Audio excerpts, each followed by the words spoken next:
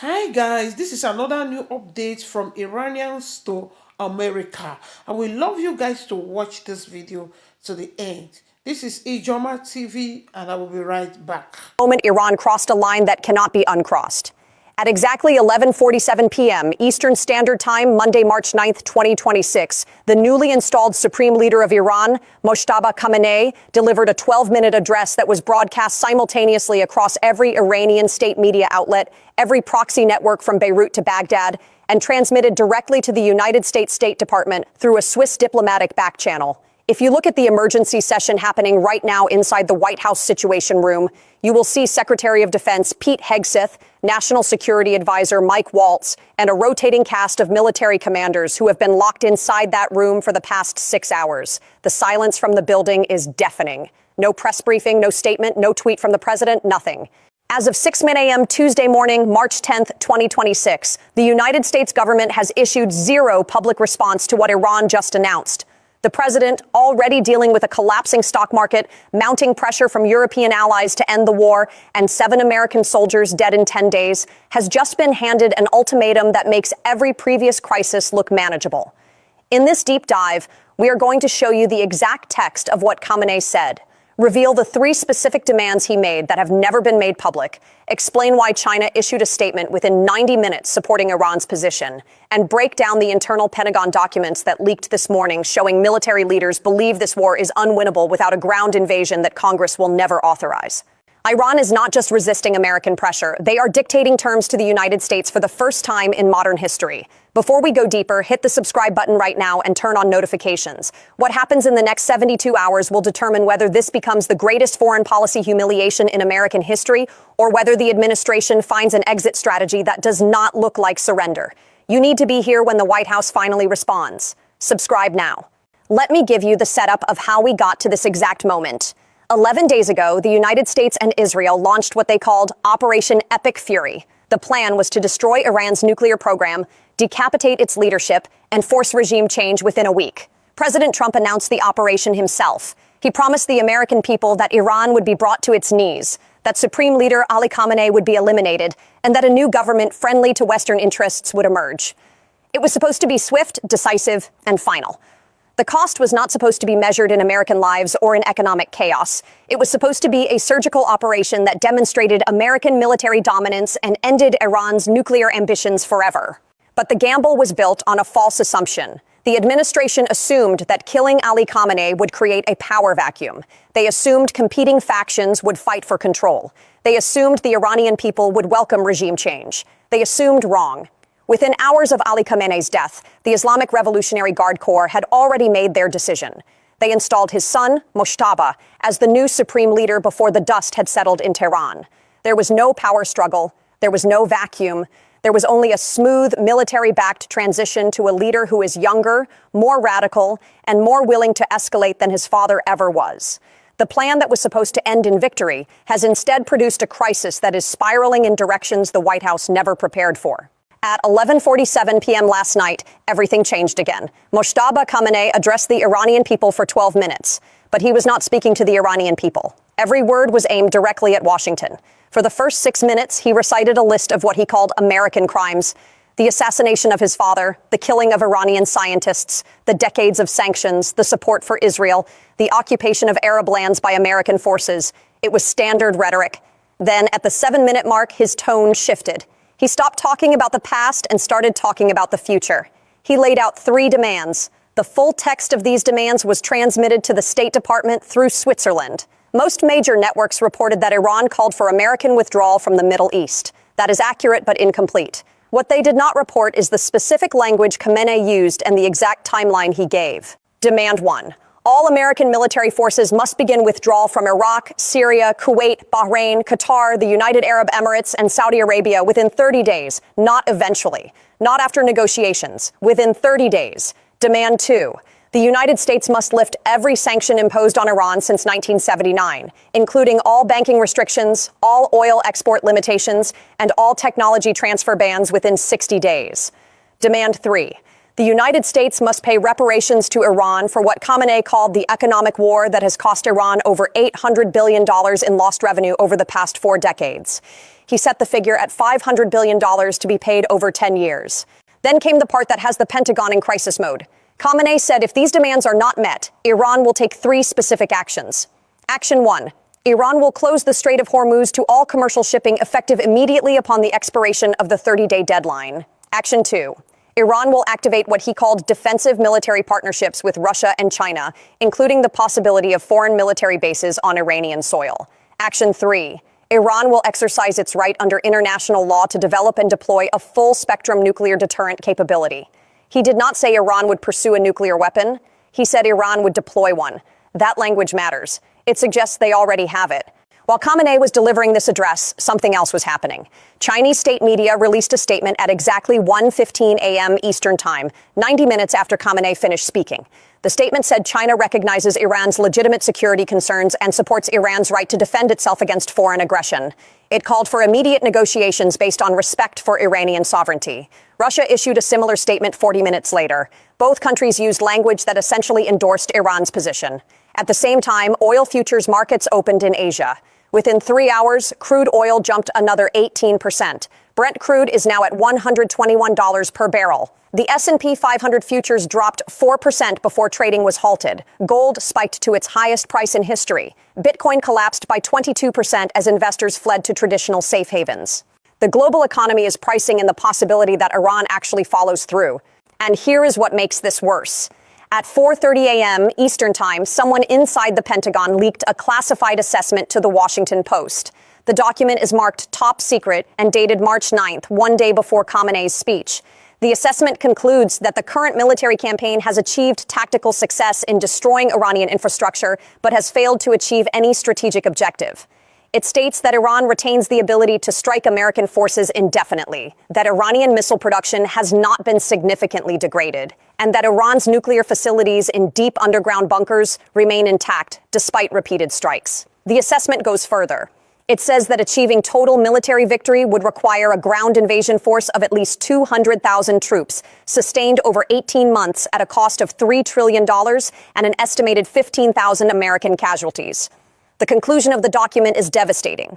It recommends that the administration seek a negotiated settlement within the next 2 weeks before Iran's position strengthens further. Pause.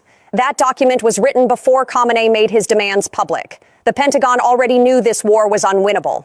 Now Iran has put terms on the table that make any American victory claim impossible. According to leaks from sources inside the National Security Council, an emergency meeting took place at 1 a.m. this morning. The participants included the president, the vice president, Secretary of State Marco Rubio, Secretary of Defense Pete Hegseth, National Security Advisor Mike Waltz, and Chairman of the Joint Chiefs of Staff General C.Q. Brown. The topic was simple. How do we respond to Iran without looking like we are surrendering and without starting a war we cannot win? We have learned from multiple sources familiar with the discussion that the meeting became heated. Secretary Rubio argued for immediate rejection of Iran's demands and a massive escalation of airstrikes to force Iran back to the table. Secretary Hegseth reportedly pushed back hard. He pointed to the leaked Pentagon assessment and said the military does not have the resources to sustain a prolonged campaign while maintaining commitments in Europe and Asia. National Security Advisor Waltz raised the China problem. If the United States rejects negotiations and China openly backs Iran with weapons or financial support, the entire strategic balance in the Middle East shifts permanently. Amen to this. How can you be mad at her? God bless this lady. Okay. This message is for all my American friends and Americans in general. I have been in this country for 26 years. I never voted for anybody, no president, because I didn't believe in none of them. Not Democrats, not Republicans. I didn't vote for any of them. The only time I voted was last election. I voted for Mr. Trump. And I think I did the best decision in my life. Not as my vote was important, but for me, I think it was the right decision to trust somebody who wanted to do the right things. For 80 million people, if you're American, live in this country and you hated him or you hate him, I don't know about you, but for us, for 80 million people, he did the right things and I am so proud of him. I am so proud of being an American. And I just pray for him and his family. He rescued 80 million people after 47 years. I remember Shah. I remember the king of Iran and how prosperous that country was. And 47 years, these people didn't do nothing but killing, massacring people, corruption, and just bring people down to the ground. They made a prosperous country. Amen to this. How can you be mad at her? God bless this lady. Okay. This message. Official, he says he's threatening Donald Trump and the United States, and they're ready for 10 years of war. I say this, we are prepared for 10 years of war with America, at least 10 years. Just as we are currently using our missiles and drones, our warehouses and reserves are full, overflowing. And as we use them, we are immediately producing more in our main centers by our brave youth and our scientists. Production continues and is going back into the warehouses for storage. This is the readiness of our armed forces. Alongside that, there is the resistance front. Look now, Iraq has entered the field. You guys realize this is their propaganda, right? Yemen, our dear brother Abdul Malik al-Houthi has announced that our hand is on the trigger. Whenever necessary, they will enter the battlefield. Let their naval ships come to the region. We drove their ships away. The ship went 1,000 kilometers away. The USS Abraham Lincoln, CVN-72 carrier, moved away. Then it tried again. Donald Trump said that the carrier would come to escort oil shipments through the Strait of Hormuz. We struck the ship and it retreated again to 1,000 kilometers away.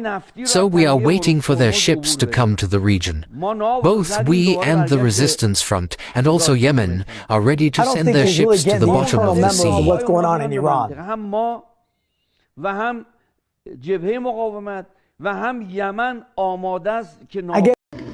Did y'all hear about the statement Iran just put out? They said when they yell F to America, it's not for us, it's for Trump. Whew, communication is key. We good, y'all. We good. I'm putting some on the grill. Come on, everybody. We have some important Iran news right now. The United States will launch its biggest attacks on Iran to date today, according to Pete Hegseth, all while a top Iranian official is issuing a threat on Donald Trump's life. Ali Larijani says this afternoon, or rather this morning, quote, "The Iranian people are not afraid of your threats. Be careful or you will be the one who is eliminated," threatening Donald Trump's life again, as Pete Hegseth today came out in his press conference and said that today will be the most intense strikes on Iran to date. Now, in addition, the United States is having some buyer's remorse today. Why? Because Ukraine, according to Axios, offered in August of last year to sell its technology regarding drones to the United States. Even made a PowerPoint for the United States on how they can down Iranian drones. How does Ukraine know this? Well, Ukraine's been dealing with it since Russia has been using Iranian drones. The United States said no then. Now the United States is asking for that help now from Ukraine, out of all places. Hi guys, welcome back to my channel and credit to all the creators in this video. Watching this video, I see that Iran are not ready yet to give up in this war. In this whole thing that is going on, the Irans are not ready to give up. They are sending message to Americans. Guys, what do you think about this? Do you think that Donald Trump even prepared for this? Is Donald Trump even saw all this coming? Because the way that Iranians are strong in this war is as if those people, they prepare for it. They prepare for it. I don't think Donald Trump have all this in mind that these people will stand like this. So to me, I will say let them end this war. Let the whole war stop so that peace will reign. So that there will not be any more loss of life. Because a lot of life have lost in this war. Before it will turn to world war, let them end this war and let peace reign. That is the prayer everyone should be praying right now. Because these things have started. They are now looking for who will not give up, who is not going to surrender. And as I see Iranians, even as I see Israel, because America is backing Israel, they are not ready to give up in this war. They are ready to continue this war, and it might lead to another thing to the whole country.